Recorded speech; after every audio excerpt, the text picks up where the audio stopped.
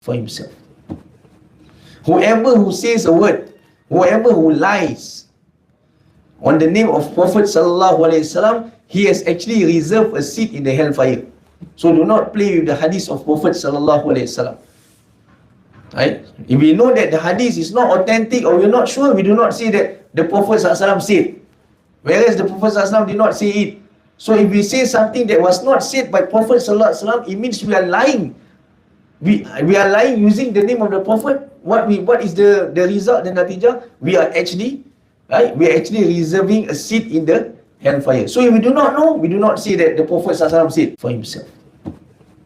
Whoever who says a word, whoever who lies on the name of Prophet ﷺ, he has actually reserved a seat in the hellfire. So do not play with the hadith of Prophet ﷺ. Right? If we know that the hadith is not authentic or we're not sure, we do not say that the Prophet ﷺ said, whereas the Prophet ﷺ did not say it. So if we say something that was not said by Prophet ﷺ, it means we are lying. We are lying using the name of the Prophet. What is the result, the natijah? We are actually reserving a seat in the hellfire. So if we do not know, we do not say that the Prophet ﷺ said.